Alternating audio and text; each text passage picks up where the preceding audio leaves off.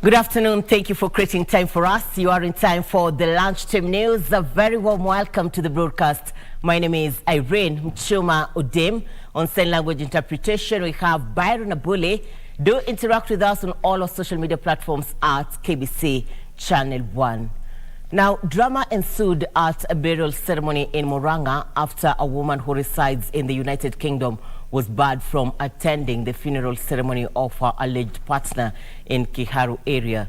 Jane Kasunta, the said partner to the deceased, claims to have lived with the late George Karanja for 17 years and they have 2 children together. Kasunta says she has been in good terms with Karanja until his demise and should have been allowed to pay her last respects.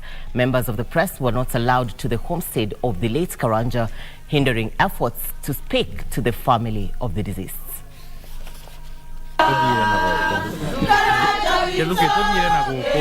When we came home, we came and we were told we were not allowed to come in.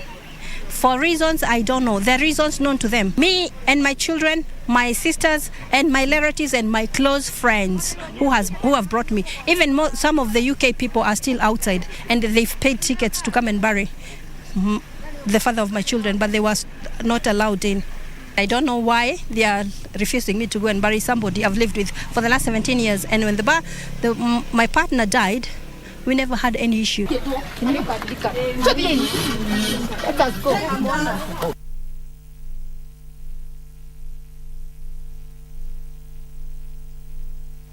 Authorities in Mandera have expressed concern over mistreatment and abuse of donkeys in the county, led by Mandera Senior Resident Magistrate Peter Wasike.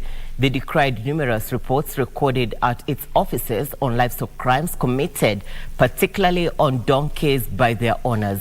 Mandera County donkey cart operators are now finding themselves in trouble following the enactment of a law prohibiting misuse and abuse of the animals.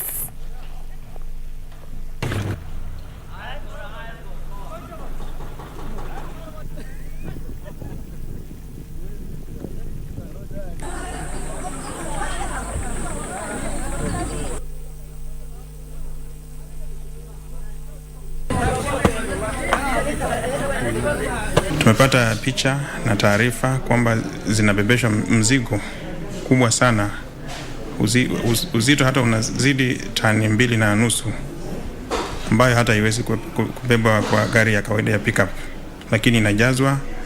Kuna picha nimetumiwa, nimeonyesha mifuko 100 ya mahindi nusu gunia, ambayo sasa hiyo ni kama mahindi magunia 50 imebebwa kwa punda 2 zinavuruta.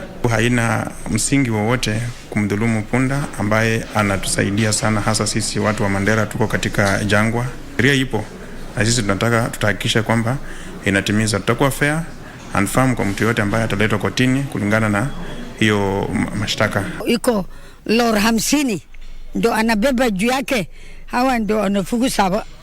Serikali yetu ya national government ashike hiyo watu ya bunda, tafadhali sana waangalie maslahi ya hiyo bunda. Angalia kwa interest yao, angalia hiyo bunda taabu yake. Bunda imeumia katika Mandera, kila siku inakufa na inafunjika kwa sababu tunaweka juu yake kile ambaye haistahimili. Kile ambaye haistahimili ukiweka hapo umekosea dini ya Kiislamu. Hii mnyama kuna siku atakuja kuongea na ulimi yake mbele ya Mwenyezi Mungu Subhanahu wa Ta'ala, atakushtaki vibaya sana. A section of city Muslim leaders have urged the national and county leaderships to consider more Muslims in various appointments at both the governments of national and county level. The leaders, led by Ustad Hassan Amin, also dismissed claims that there was no representation of Muslims in the appointments made by the Nairobi Governor Johnson Sakaja, saying they are well represented. They are now urging all appointees to ensure they carry out tasks given to them diligently.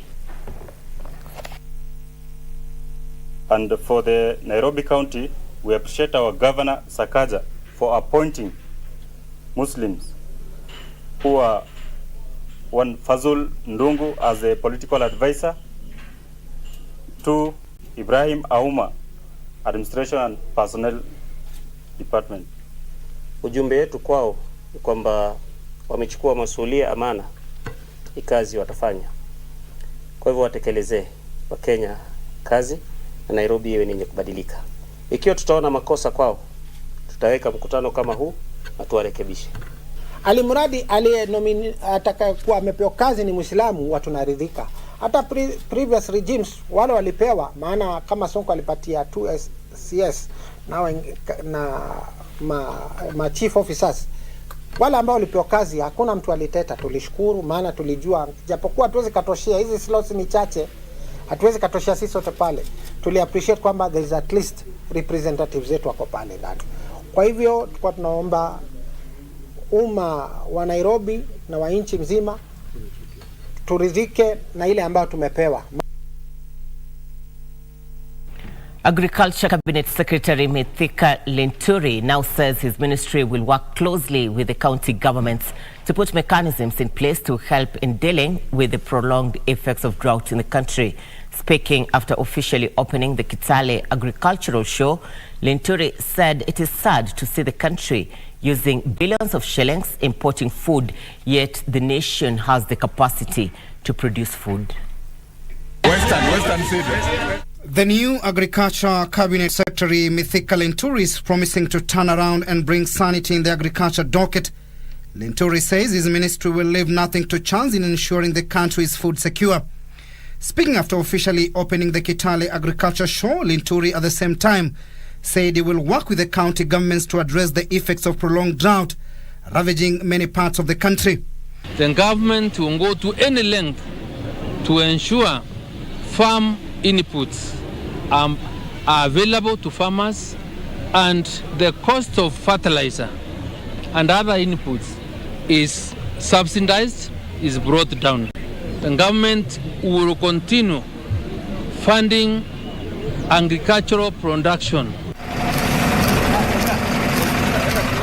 In Kajiado, more than 150,000 starving households in the drought-hit county have a reason to smile after receiving donations of over 850 bags of maize flour from the local authorities' Provident Fund, Love Fund. This is a retirement scheme catering for employees of Kajiado County Government, including members of county assemblies and associated institutions. Na kwa hivyo nachukua hii nafasi kuwashukuru sana familia ya Love Fund na kuwaeleza kwamba bado shida inaendelea. In fact, tunapoendelea kusonga ndio hata inaongezeka zaidi hadi mvua ikuje. Kwa hivyo msichoke kuturudia tena na msaada hii. Kwa kweli kulikuwa na dropout ya watoto mashule, lakini sasa imeanza kubadilika. Na naomba pia wale wawekezaji wengine ambao bado wako Kajiado wamshikilie gavana wetu. Elsewhere, the government has flagged off foodstuff to be distributed in the 8 sub-counties of Narok County in a bid to mitigate effects of prolonged drought in the area. Narok Governor Patrick Ntutu and County Commissioner Isaac Masinde flagged off 3,200 bags of rice and 1,280 bags of beans, both 50 kilograms each. This even as they cautioned residents not to sell the food given. Jua nilikuwa nimezunguka kaunti mzima karibu 30 wards. Na pia hii wiki ambayo inakuja tunaenda kupeana bursaries ili kuhakikisha ya kwamba watoto wetu hawatatoka kwa shule kwa sababu wazazi wao wameshindwa kuuza ng'ombe ama kondoo kulipa school fees. Na nipeane onyo kwamba ule ambaye atapatikana amedivert food, hii relief food ambaye ni ya watu maskini, watu ambao wamekuwa affected na drought, huyo tutamfuta kazi mara moja. Meanwhile, more than 200,000 people face starvation in Baringo County due to prolonged drought. Baringo Governor Benjamin Cheboy says the situation has affected persons and livestock, which have seen many animals die due to lack of pasture and water. Tiati, Baringo South, Mogotio and Baringo North constituencies are the most affected, with rivers drying up as a result of lack of rains for months. You will find that when cows die in Tiati area during the drought, there is a lot of water in the lake and there is a lot of fish in the lake. Is fish not a contributor to good food security? What we needed to do is to support the farmers, even to create ponds away from the lake. Sasa imekuwa bahati mbaya sana, maana sisi tunashare sehemu moja, lakini imefika wakati ile maji yetu ya wanyama imeisha. Na mpaka sasa hii hakuna mvua, wanyama yote imekwisha. Saidi ng'ombe imeisha kabisa. Timothy Kipnusu for Lunchtime News. Now, the extended drought situation in the country continues to bite, with areas rarely affected by drought now in dire need of relief food. Such is the situation that confronted a section of the Kiambu County political leadership after residents of Gatuanyaga in Thika East Sub-County literally scrambled for food, evidence of the worrying pattern of the ongoing drought, the worst in 40 years. When a section of the Kiambu County political leadership led by area MP Alice Nganga decided to distribute government relief food to Gatuanyaga residents, they knew little about what would confront them. Desperate and hungry residents whose only stake to life was the relief. At some point, the relief distribution exercise becoming an every man for himself affair as residents scrambled for the food.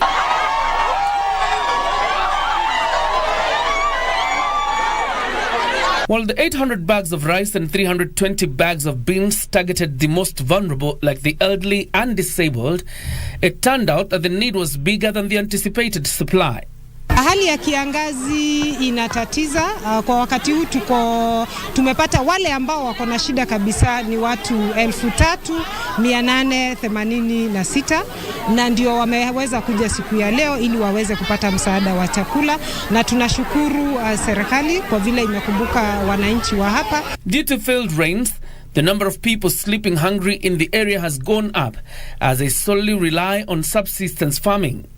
Sasa mimi narudisha asante kwa wale wengine kwa sababu ya kuletewa chakula ni rais yule tuko naye na MP yule tuko naye, na tunaomba wasisahau wakuja kuendelea na tuletea ile chakula ya ng'ombe. Na ndio tuko na ukame kubwa sana kwa sababu kama miaka mitatu hatujapata maji, hatujapata mvua, ndio tupate kujidumu na chakula ya mashambani. The political leadership, while assuring residents of a fair distribution process of relief food, called on President Ruto to accelerate the construction of water ponds and dams as the long-term solution to dependence on rain-fed agriculture. Kwa long run, tungetaka turudi kwa mashamba tukarime, serikali yetu itupatie mbegu na itupatie mbolea.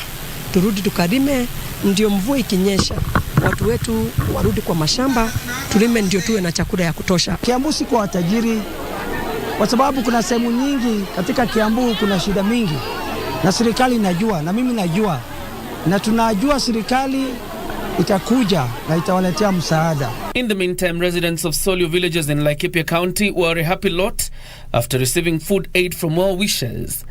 The food donated by Kabazi residents in Nakuru included basic commodities such as cereals, fruits, as well as fodder for their animals. We are not that badly off. Of course, si kuzuri, lakini we are not that badly off. So tukaamua tulete msaada huu upande wakati nisikia huku kuna njaa.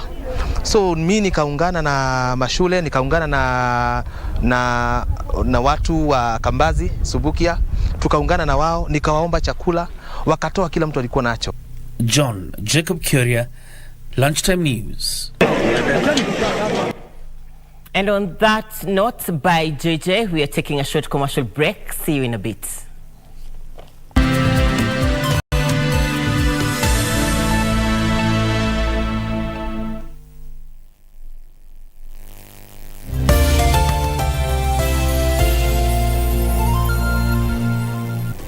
Do you have a news story to share with KBC?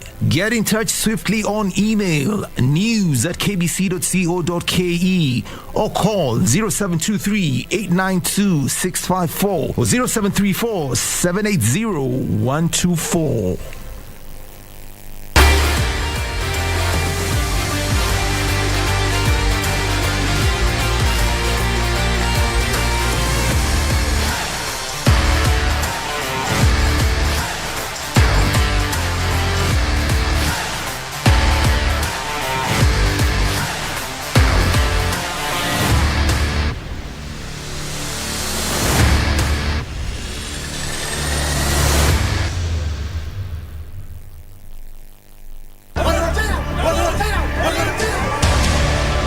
announced the deployment of men and women in boats to Somalia from Kenya and 8 other African countries under ATMIS.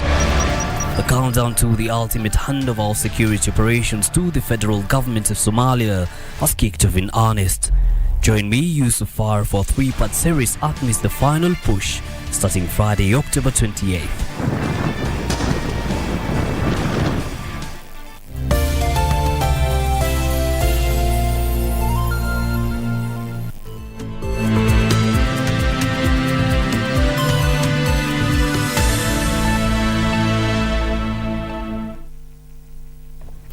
Thank you for staying with us. You're watching the Lunchtime News. Welcome back. Now, most Kenyans will look up to an environmentally friendly transport. There is an exhibition in Karen. My colleague Trevor Ngendo is on standby. Trevor, good afternoon. What do you have for us? A very good afternoon to you, Irene. I'm coming to you live from Waterfront Mall in Karen, here in Nairobi, where an exhibition for electric vehicles, electric buses, electric mobiles, also motorbikes and also bicycles and scooters are being exhibited here. And it is coming at a time when, just like you rightly put it, when the demand for electric mobility is on the rise, as calls for environmental friendly mobility vehicles is on the rise. I'm here with Eco Border, who are some of the stakeholders who have embraced and taken up this challenge and concerned and following up on this issue to ensure that they also embrace the electric mobility. Good afternoon to you. Okay, good afternoon. Kindly tell us your name and why you are here today. Okay, my name is Ismail Abdallah. You can call me Ismail Boda. I'm one of the riders and leaders from Kibra and this Nairobi County. I am one of them who are very much privileged to have secured an employment with Eco Border.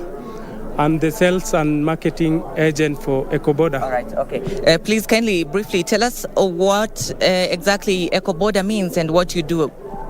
Okay, Eco Border is an electric motorcycle that has been invented by people from Kenya. It's actually a local market that is being propelled by Kenyans. Eco Border is an electric motorcycle that has come to the boda industry. And I think if any rider out there is looking to save a lot of money, they should only think of Eco Border. Let's have a look at this here. We have a motorbike from Eco Border. Please briefly tell us about this. We understand that it is an electric motorbike. Why do we have this tank here? Okay, the tank here is purposely for the shape of the bike, one. Another thing is for storage. If a rider wants to keep his water or something, a phone, it's just open. It's just an opening. Someone can store his belongings while traveling. It can be useful to delivery guys when actually they have these small parcels that they're carrying. They can use it properly. Tell us about the maintenance cost of this bike. How effective is it? The maintenance cost is almost zero for this bike. That means we put a lot of money into the pocket of the normal boda rider. The cost of charging is something little as 200 and 250. For this bike, I think we have 2 places to put your battery. The first battery could run you to 80 kilometers, and the other one could take you to 80. That's 160. For a normal life of a boda rider, I think this is sufficient because. So because of time, we're gonna have to cut it short there. You can maybe take a ride and show us what is happening here. So that is the Eco Border, which it's quite quiet, no noise like the usual bodas. Quite a number of them. Also the bikes you can see here from EB. Also they are part of the exhibition. Quite a number of them, vehicles and as well as buses as well. You can see one of the buses behind me here as I hand it over back to you, Irene. in Muchuma. It's one of the safest. This is owned by eShuttle and Basigo as well. It's 100% electric, and probably because of time, I may not be able to engage much about it. But as you can see here, take a look. It's electric and quite simple, unlike the usual ones, and we are told that it's quite cheap. Very interesting. Looking forward to a comprehensive item from Trevor in our subsequent bulletins. Now, farmers are appealing to the government to intensify investments in production of indigenous seeds through programs targeting ecological farming. This comes in the wake of lifting of the ban placed on genetically modified organisms, GMO, by the cabinet. According to the farmers who have benefited from Knowledge Hub for Eastern Africa program run by BioVision Africa Trust, sustainable agriculture has ensured increase in their income as a result of growing demand for organic foods besides environmental conservation.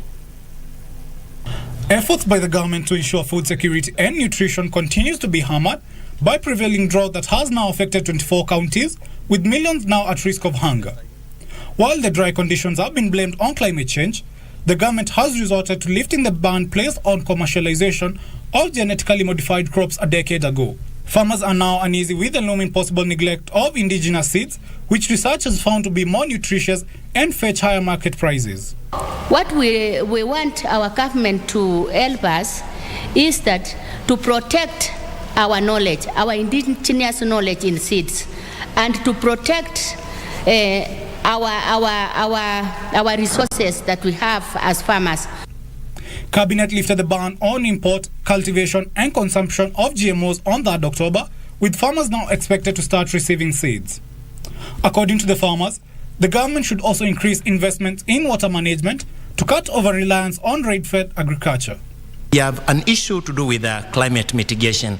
So today we are talking on the issue to do with climate change, and it also comes around the ecological sustainable agriculture. Solution ni serikali kuangalia vile wanatutolea maji kutoka mtoni ama kutoka chini ikuje juu, mkulima atumie. Through the Knowledge Hub for Eastern Africa program, which is run by BioVision Africa Trust and funded by the German government, 150,000 farmers have been trained on ecological farming as the program enters phase 2, targeting more farmers. We've already assembled several knowledge products about different enterprises in terms of crops, in terms of livestock, and also even information that is related to desert control. The German members of parliament were in the country to assess the status of the Knowledge Hub for Eastern Africa program, which currently runs in Kenya, Tanzania, Uganda and Rwanda, and will be extended to Madagascar in the 5-year second phase. Colin Shadrack for Lunchtime News. County governments have been challenged to employ more dentists in a bid to address emerging oral diseases. This follows the release of data from the Dentist Association of Kenya, indicating that one dentist is serving over 70,000 people in the country against World Health Organization recommendations. The association chairman, Dr. Tim Theuri, said that they were pushing for the employment of more dentists. This coming as Kenya is ranked as one of the countries with the lowest number of dentists in the region. We still have a very low number of dentists. Nakuru County has done a good job of employing dentists, and to my colleagues in the House, those who were in public service, I'd still ask that you remain the biggest champions for the profession and for access to oral health services. Kenya has about 1,456 dentists, out of which in 2022 only 876 were licensed. And therefore, if you look at our population versus the number of dentists in Kenya, we definitely need to do more. And therefore, and that's why I think dental services are not available.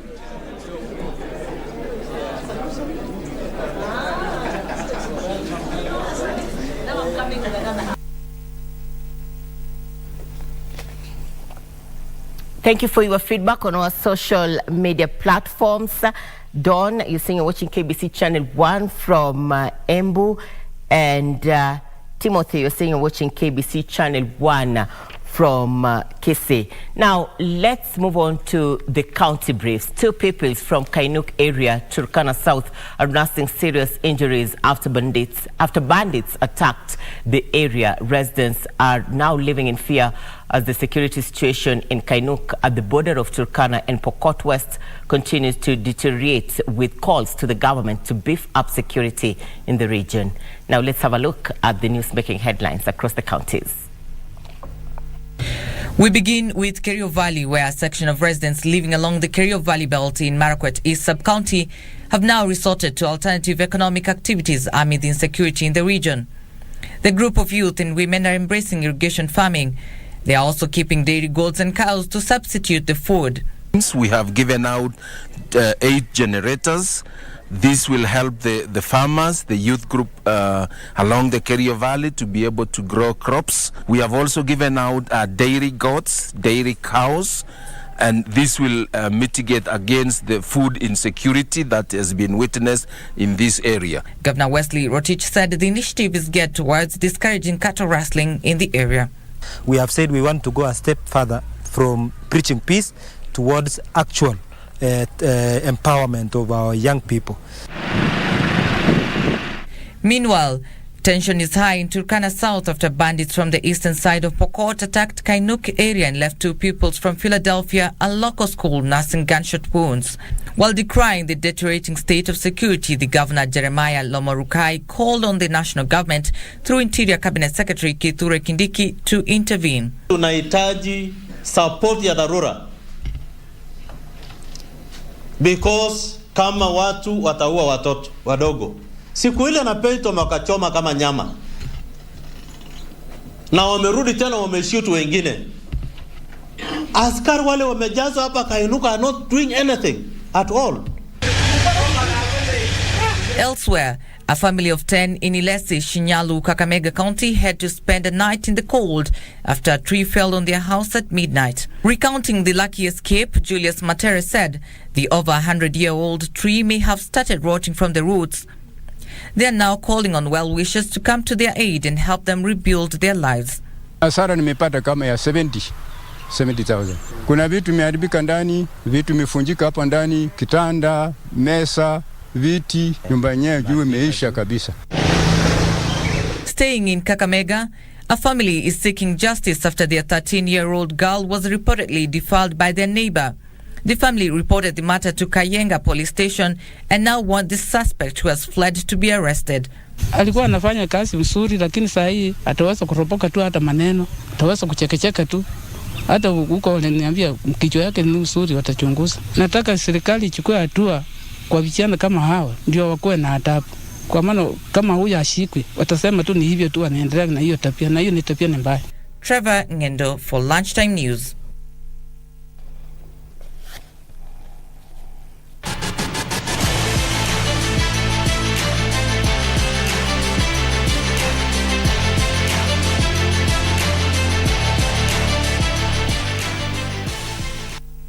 In sports, Manchester United custodian David De Gea could miss this year's World Cup finals after being snubbed by Spanish coach Luis Enrique. In England, Chelsea right back Reece James is still hopeful of making it to Qatar World Cup despite having an injury.